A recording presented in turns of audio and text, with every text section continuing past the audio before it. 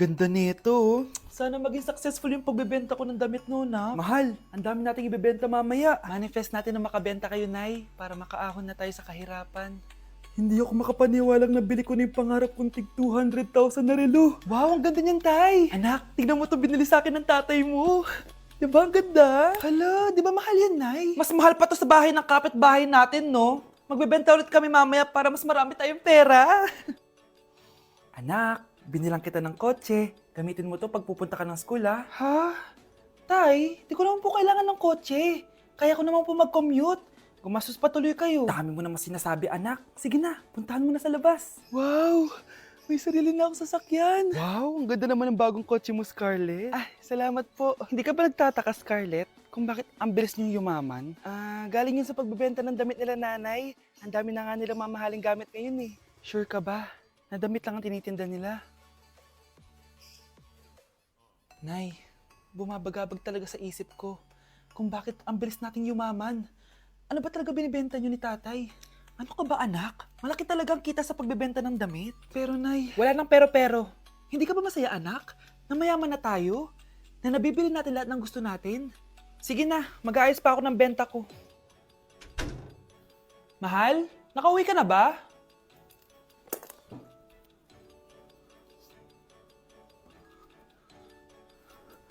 Ano ba talagang laman nito? Nagbebenta sila ng laman loob ng tao. Wow! Sobrang ganda, mahal! Buti naman nagustuhan mo, mahal. Nga pala, kinuha ko na yung laman loob ng kapitbahay natin. Si Rosa? Malaking pera na naman to. Mahal, hindi dapat malaman ni Scarlett to, ha? Ano yun? Nasaan yung ledger? Nandito lang yung kanina. Ba't mo winala yung ledger, mahal? Nandun lahat ng mga sikreto natin. Sinong tao dyan? Happy birthday, anak! Anong wish mo sa birthday mo? Ang wish ko, sana magka-tablet na ako para makapaglaro na ako ng Roblox. O sige, pag natulog ka, pagkagising mo, may tablet ka na. Talaga, Nay? Matutulog na ako. Excited na ako. Totoo nga! May tablet na ako! Happy birthday, anak! Ang bilis mo naman lumaki. Teenager ka na agad. Anong wish mo sa birthday mo? Hindi na ako mag-wish ng mga bagay, Nay. Ang wish ko lang, sana maging happy family tayo palagi. O sige, matulog ka, ha? Pagkagising mo, matutupad yung wish mo. Opo, Nay. Nay? Nay? Nay? Ba't walang tao dito? Kuya? Ate? Teka, si Kyle ba yun? Lumabas ba sila, nanay? Nay! Kyle? Anong ginagawa mo dito sa labas? Hinahanap ko po sila, nanay. Oh, Kyle! Nandiyan ka lang pala. Balik ka na doon sa bahay. Naghihintay na si nanay. Talaga, ate? Yay! Tita, sama na kayo. Sige, tara. Kyle! Nay! Happy family na ba tayo? Oo naman, anak. Yay! Scarlett? Anong nangyari sa kanya? Patay na si nanay, pati yung dalawa naming kapatid. Namatay sila nung birthday niya. Kaya tuwing magbe-birthday siya, sila yung hinahanap niya. Grabe pala yung trauma. Anak, malapit na tayo magsama. Talaga, Nay? Sobrang miss ka na namin, Kyle. Excited na kami, Kyle. Excited na rin ako, mga ate, kuya. Ate, makakasama ko na sila, nanay. Matutupad na yung birthday wish ko. Kyle, kain ka na dito. Celebrate natin yung birthday mo. Kyle, kain na. Sino ba batang yun? Kyle! Kyle! Kyle! Anak, may bisita ka! Sino po, Nay? Oh, anak, napano ka? Ba't parang nakakita ka ng multo? Wala, Nay! Ma'am, kamusta naman po yung anak ko sa school? Isusumbong ko si Kyle sa inyo, ma'am. Ma'am, bakit? May ginawa ba siya? Yang anak mo kasi? Ano po, ma'am? Napakagaling, oo. Masipag at matalino yan sa school, ma'am. Opo, tama, Nay. Buti naman. Akala ko kasi kung ano na ginagawa nito eh. Kaso ano, ma'am? May mga kailangan lang ako itanong sa inyo, ma'am, kung totoo ba tong nasa test paper ni Kyle. Patay ako nito. Sige, ma'am. Unang tanong, anong pangalan ng nanay mo? Susan, ang sagot niya. Tama ba, ma'am? Tama naman, ma'am. Pangalawa, ano ang trabaho ng nanay mo? Ang sagot niya, housewife. Tama ba?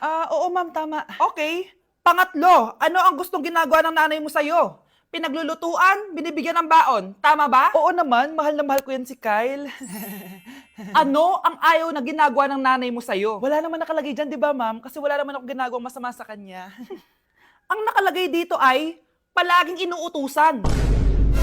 Pinapalo ng hanger, Anay! binabato ng kaldero, sinisigawan, minumura, at pinapalayas. Tama ba, ma'am? Walang iya ka, anak. Halika rito! Nay, wag mo! Pinapalo pala kita ng hanger, ha? Halika rito, matatamaan ka sa akin! Nay, test paper lang yan eh! Ma'am, kumalma ka. Kumalma?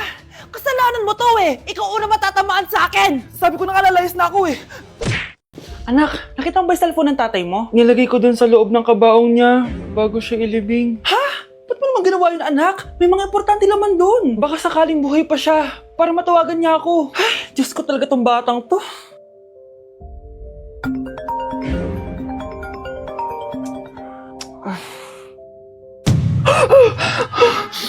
Patawag si tatay.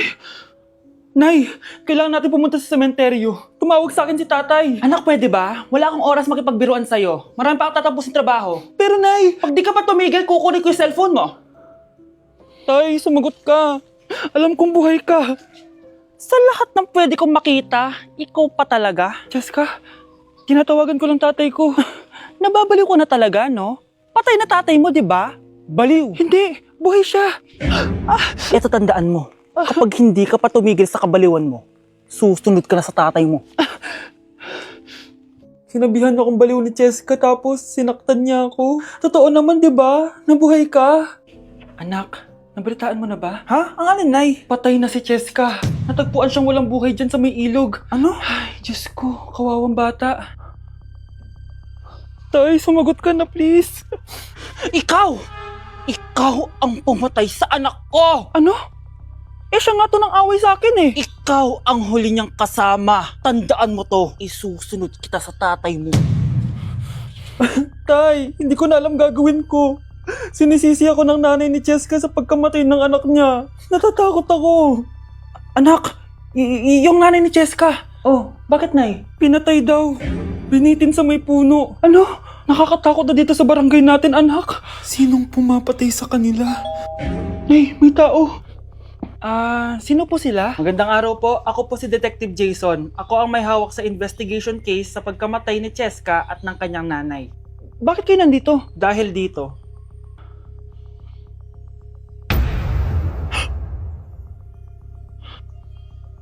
Nay, ikaw pumatay sa kanila? oo anak, narinig ko lahat ng mga sumbong mo sa tatay mo. Cellphone ni tatay. Pinangako ko sa tatay mo bago siya mamatay na poprotektahan kita kahit makapatay man ako ng tao.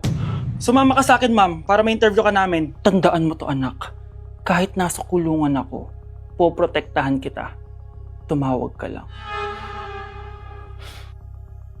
Delivery po. Anong delivery? Parang wala naman ako in-order, kuya. Nakasulat po dito, Susan. Kayo po ba yun, ma'am? Oo.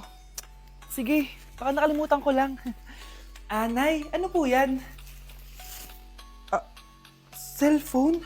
Di ba mahal to? Opo, Nay. Paano ka nakabili niyan? Siguro nanalo ng raffle si nanay. Nay? Oo, anak. Bakit? Nabalitaan niyo na ba, Nay? Uso yung mga scammer ngayon. Totoo ba? Grabe na talaga ngayon, anak. Sabi sa nakita ko, Nay, nang scam daw siya ng mamahaling cellphone gamit ang credit card ng ibang tao. At ito pa yung malala, Nay. Nang scam daw din siya ng pera. Delivery po. May delivery ata, anak. Delivery po. Ikaw na naman, kuya. Susan po ulit, ma'am. Wala naman nga ako in-order. Wala akong magagawa dyan, ma'am. Sa'yo nakapangalan eh. Sige na po, una na ako. Ano na naman laman neto? Pera? Ito ba yung sinasabi ni Scarlett na galing sa scam? Pero bakit sa akin nakapangalan? Anong gagawin ko dito? Hindi naman ako yung scammer. Nay, may naghahanap po sa inyo sa labas. Anak! Sige, pupunta na ako.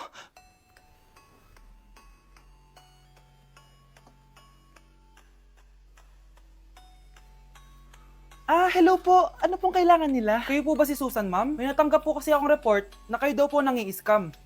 Scammer? Hindi ako scammer, Ma'am, sa'yo nakapangalan ng mga parcel. Kaya sumama ka na sa amin. Hindi nga ako scammer! Ikukulong ka na namin. Huwag niyo ko ikulong! Hindi ako scammer! Itigil niyo na yan! Hindi si nanay ang scammer. Pero nasa bahay na to, ang totoong scammer.